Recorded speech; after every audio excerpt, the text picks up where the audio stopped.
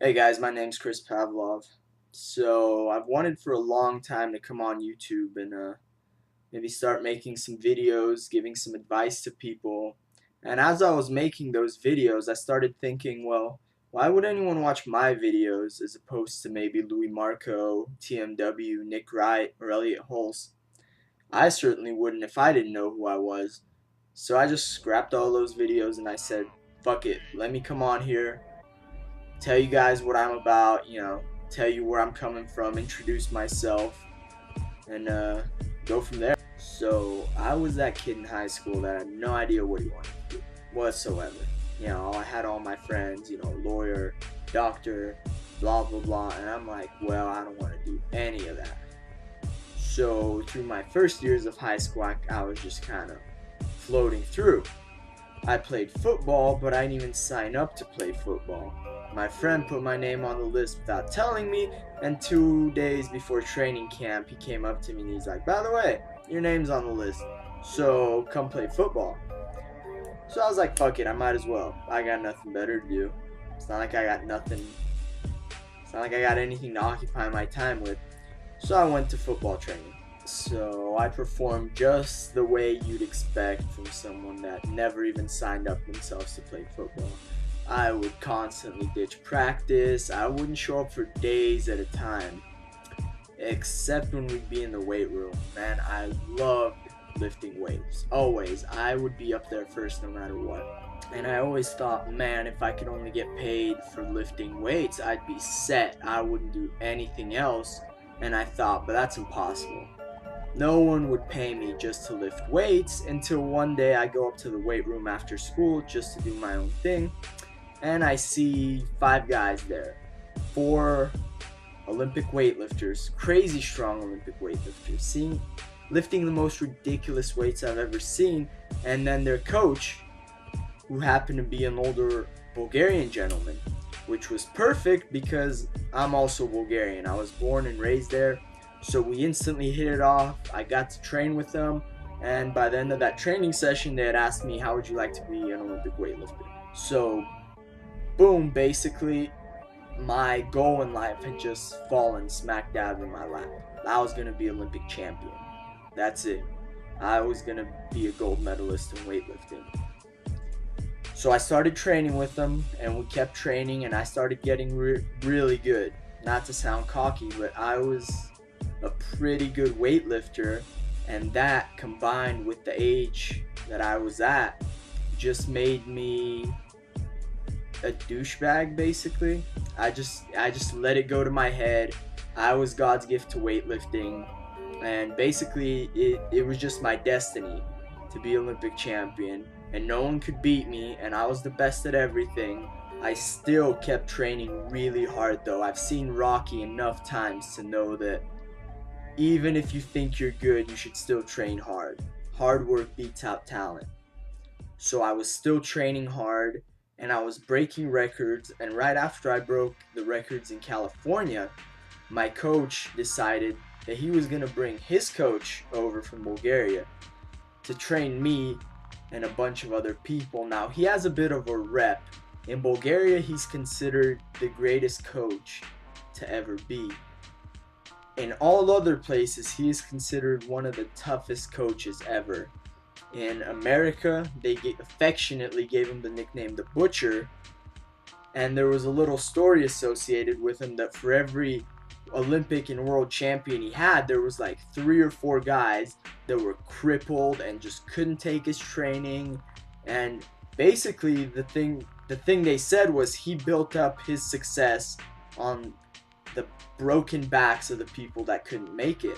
And to me, that was just the perfect opportunity.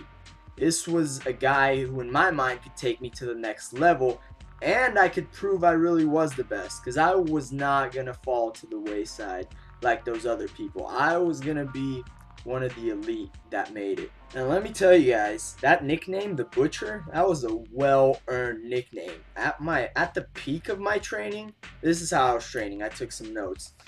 I was training 16 times a week. That was 3-hour training sessions, every one of them. My my training days would go something like this. Monday I would train 3 times a day, and then Tuesday only twice, and then it would just repeat like that. Wednesday was 3, Thursday was 2 times, and then Sunday was my rest day where he only made me train once. Yeah, I basically had no rest days, and it got to the point where I was just like, I was like a fighting dog, guys. I was a guided missile. I only knew one thing: lifting weights. I didn't care about everything else. Anything else was a distraction. I missed prom because I had junior nationals in Minnesota. So I was in Minnesota during prom, and I was about to miss graduation for a competition. Thank God I didn't do that. My parents would have killed me. But someone told my coach that I had graduation on the same date as, I believe it was junior nationals too, the next year. Okay, checked on that. It was actually just a regular competition. So like I said, they told my coach that they were on the same days, and he pulled my application. So I didn't get to go to that competition. And these weren't like bodybuilding training sessions, guys. Olympic weightlifting, it was singles. It wasn't multiple reps. It was maybe 2 reps, tops 3 reps, but it was explosive motions. My body usually wasn't that tired, but my nervous system went to shit. I couldn't sleep. My knees were killing me a lot of the time, but I was still so fucking strong. I was basically a 19-year-old that weighed 150 pounds. I was back squatting 440. I was front squatting 405. I was cleaning mid 300s. I was snatching high 200. And I basically became obsessed with being strong. It was my obsession.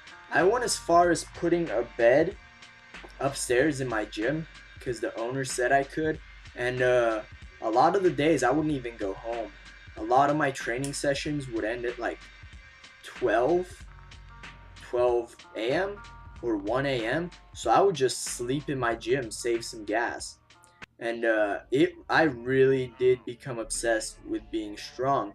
My body felt like it was falling apart. I was having back problems. Like I was said, my knees looked like tomatoes some days after training.